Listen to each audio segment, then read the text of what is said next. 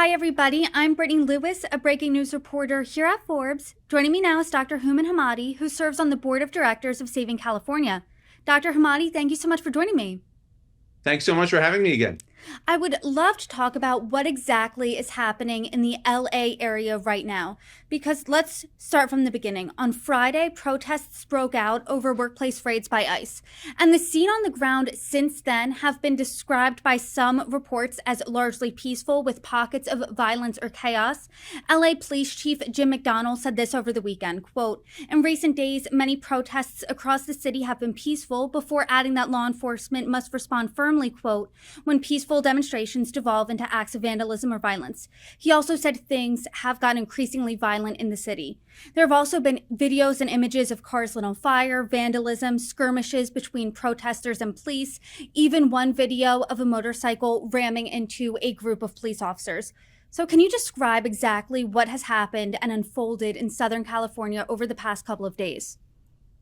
Absolutely. So, as you know, President Trump, one of the reasons that he was elected to begin with was on his promise to deport criminal illegal aliens from the U.S., something that has very broad support for obvious reasons. One problem is, however, that since Obama was in office and Obama deported very large numbers of illegal immigrants who were criminals as well, the state of California has passed a handful of laws wherein the state is now a sanctuary state. What does that mean? In the past, when Obama was president, prior to the sanctuary laws in California, when the federal government wanted to apprehend and deport criminal illegal aliens, they would simply go into the prisons, go into the courts, or the state would physically hand them over. There was electronic cooperation, there was physical cooperation, and it would be a seamless process without any fanfare. However, now that California is a sanctuary state, they release the criminal illegal aliens back into the general population, forcing the federal government, when they do want to apprehend and deport them, to find them where they are, whether it's at the workplace, whether it's at home, whether it's out in the community, and take them from there and process them and deport them. So what's happening now is that the process of this has become such involved affair that it now attracts attention from people who otherwise wouldn't be noticing that this is happening, right? It requires large numbers of heavily armed people in body armor, with armored vehicles in many cases, coming in the open to communities and apprehending in a lawful manner and then processing and deporting individuals. The problem is now that this is obviously being met with a huge amount of resistance, something that otherwise would not have happened had there not been those sanctuary laws. And that resistance has turned into a lot of anger, understandably on some parts, but has also turned into protests, which are legitimate. But obviously in LA, protests never stay as protests. And we have a large number of people who were ready, it seems, to respond violently. And that's what's happened. And so let's talk about those protests because they started on Friday and they kept it up over the weekend. And there's a real standoff between your state's governor, Governor Gavin Newsom, and President Donald Trump. President Trump deployed the National Guard, 2,000 troops to begin with, and that was against Governor Gavin Newsom's wishes. What do you make of that move by the president? Yeah, so we really need to clarify something here because the way that Newsom and the way that the media generally are portraying the deployment of the National Guard and even the Marines is as a general deployment to handle the civil unrest of the riots that are happening in parts of Los Angeles. That is actually not the case, right? The president does not have the right to do that unless certain things are done, like the Insurrection Act is invoked. Legally, what the president is entitled to do, and which what the president has done, is to deploy troops through the National Guard or even the Marines to protect federal properties, period. Right? No, and you can see that, by the way, from all of the news footage. Not once do you see National Guard troops present with machine guns, present just even unarmed in any of those urban areas where rioting is occurring. They're not stopping people from looting stores. They're not stopping people from attacking police on the freeways, etc. They're simply positioned at federal buildings throughout Los Angeles where federal employees are to protect the buildings and protect the employees. and that is it, and that's legal. However, Newsom is trying to gain political points by misrepresenting what's happening, frankly, lying about it, vilifying the National Guard, who he himself had called in after the fires to try to protect parts of Los Angeles, and making it seem like this is a war between California and federal troops who are invading his state. But there is no such thing. To that point, I mean, he's accused President Trump of stoking tensions here, fanning the flames, turning up the temperature by deploying those troops. What do you make of his characterization there? It's absolutely false because when you talk about turning up the temperature, who has turned up the temperature? It's been Gavin Newsom, Karen Bass, and all of their friends who are out there talking about how we will not stand for this, using fighting terms, vilifying federal officers, and trying to turn this into almost a civil war of sorts. And they're basically encouraging people without telling them to go and physically fight. They're basically telling them to go out there and obstruct and to try to prevent the feds from doing what the feds are legally entitled to do, albeit in a very public sort of manner. And so when you think about it, these federal troops, they are simply there to protect and guard federal buildings, something that wasn't happening. When you look at Friday, Saturday, Sunday, what was going on? Immense amounts of graffiti on federal buildings with a lot of profanity and threats of violence. There was damage, physical damage. They were breaking concrete bollards around the buildings. They were trying to invade the buildings, even burn them down. That can't stand. And when you don't have LAPD or CHP doing their jobs because they're overwhelmed and they, frankly, in some cases, don't even want to be involved, who else is going to protect those federal facilities? It has to be the feds. And the feds, the only recourse they have is to bring in National Guard and other forces. I know that those federal troops, those 4,700 troops, are there to protect federal buildings. And I've seen plenty of videos, plenty of images of vandalism, of cars on fire. But is that number, do you think, an overcorrection? Do you think there really needs to be 4,700 troops right now protecting federal buildings in the LA area? All right. Well, first of all, I'm not an expert in military or law enforcement, and I won't pretend to be an expert in that. That said, when you have such a large number, you have to keep in mind, as we saw with the fires, right? We had a very large number of National Guard present for the fires. Not all of them were out there in the field at any given time, right? They have to take shifts. They have to sleep at some point. You have a lot of people who are involved in housing them, in feeding them, in doing coordination, doing command and control. And so you don't have 4,700 people 24/7 standing there with weapons in front of buildings and in the streets. That's simply not the case, right? And I think so when we talk about these numbers, a lot of it's exaggerated in terms of what is actually visible and what people are doing. But frankly, when you think about it, you can't have 5 or 10 or even 50 people around a federal building when you have thousands of people potentially coming to attack it. You can't be overwhelmed that way. And because of that, and I don't think they have any choice but to have a very large presence so that they cannot become overwhelmed. The last thing they want is to have to get into a shooting fight with people who are Americans or illegals, doesn't matter, who are trying to come and attack a federal building. What's much easier to do is to physically obstruct them than to have to shoot people who are attacking. I know that LA Mayor Karen Bass and Governor Gavin Newsom said that people who vandalize, people who commit violent acts, they will be held accountable here. But there is a clear distinction in leadership here of California leadership against President Trump right now. Governor Gavin Newsom suing President Trump over deploying the National Guard and the Marines. As I said earlier, he called this an unmistakable step toward authoritarianism and a blatant abuse of power on President Trump's part. What do you make of Governor Gavin Newsom's leadership in this moment right now? You know, Newsom actually has squandered an incredible opportunity to appear like a strong leader, even appear presidential. We all know that it's no secret that he has some presidential ambitions in 2028.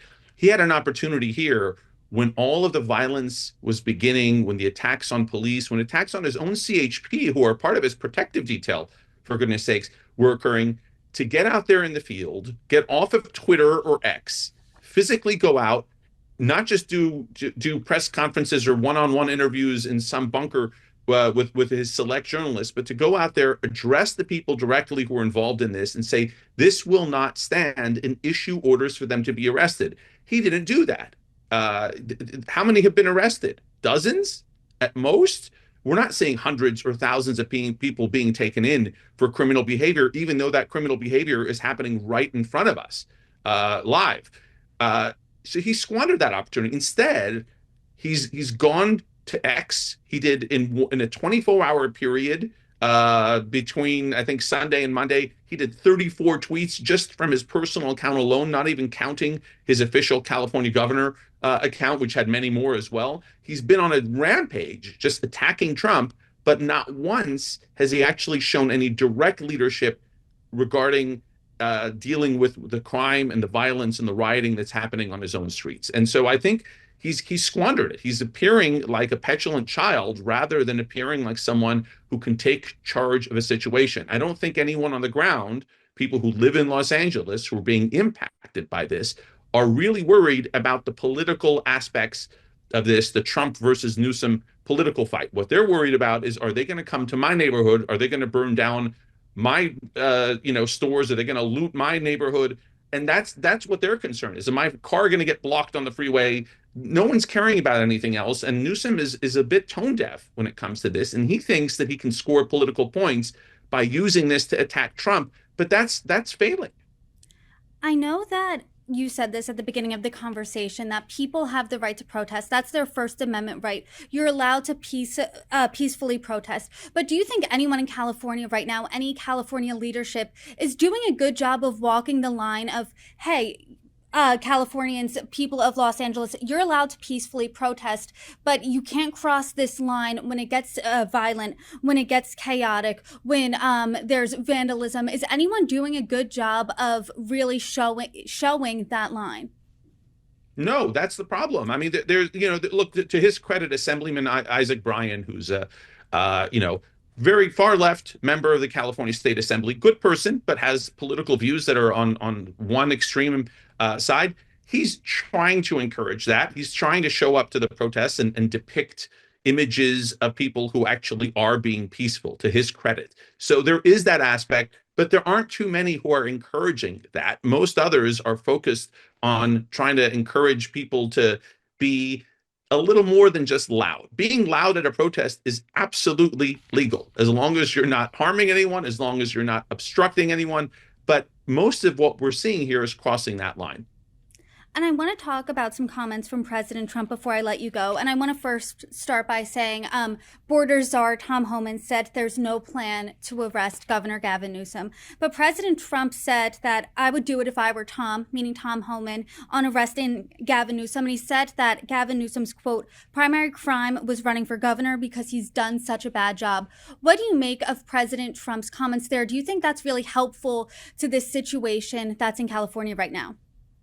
Look, I think what President Trump said about arresting Gavin Newsom was playing into Newsom's own request to say, hey, come and arrest me, which he said in multiple interviews over the last 2 or 3 days. I think he's doing that sarcastically and doing that in order to draw attention to how insane this entire situation has become and how outlandish some of the comments that Newsom has been making are. And so I don't think in any way, shape, or form that Trump is serious about arresting a sitting governor. Should he actually commit a true crime? Absolutely. But I don't think that's necessarily occurred. What he's doing is showing really a failure of leadership. Failing as a leader is not necessarily criminal. It's something that should be punished by the voters through recall or through not electing. He's term limited out. So the only thing that voters really can do is to remove him from power should they wish. It's something that I hope would happen, but there are many steps involved in that. And the other step I think Californians really need to take is to take a hard look in the next election in 2026 for governor and ask themselves, is this the kind of leadership that we want again for our state for 4 years into 2030? Or do we want to go and vote for someone who is really the opposite of Newsom? And there are plenty of people who've announced they're running who are very different than Newsom politically. And there are many others who are exact clones and many people somewhere in between. And I think California voters really need to sit down and ask themselves, is this the kind of leadership that we want? And in many cases, when we look at the mismanagement of the fires, the mismanagement of the rioting, and everything else that's been mismanaged with respect to economy, energy prices, taxation, homelessness, and crime, we have a really, disastrous picture for the type of Newsom governance that we've seen in the last several years, and many people are fed up and want something very different. So I want to talk about where we are right now and what exactly you're looking for in the future. And as you and I sit here, it's day 5 of these protests. And as of now, they are a little more muted than over the past couple of days, and especially over the weekend. But on the ground, there are going to be 4,700 troops. I'm curious what you're looking out for next, because as you and I know, the protests, the anti-ICE demonstrations are spilling out to other cities. So what are you looking out for next when it comes to California? Look, in California, there's always that concern that the protests, or the rioting, as I'm calling it, the protests I'm not worried about, right? It's the rioting can spill over to other communities. Right now, even though, in the media it's portrayed as Los Angeles is rioting, we have to be honest. The rioting is confined to certain areas, mostly around the downtown LA area, in a nearby community called Paramount, where there were some raids last Friday. It's not a widespread rioting like happened, when the Rodney King riots occurred in 1992. That said, LA has also shown a propensity for rioting to spill over. When you look at May 2020 with the BLM riots, what happened? It started in the downtown LA area, spread to the Fairfax area, the Grove area, from there to Beverly Hills, and on the 31st of May in 2020, spread to Santa Monica, after which it finally started to die down. And I think in this case, a similar sort of pattern may occur. Remember, we have protesters who are not really causing problems. You have rioters who are causing problems. And then you also have the opportunistic looters, professional groups of people who like to take advantage of the lawlessness and chaos to go and loot. And there's always a chance. And we saw looting happening on Broadway in downtown LA last night when, some restaurants and even the Big Apple store on Broadway were looted, completely emptied out in a very short span of time.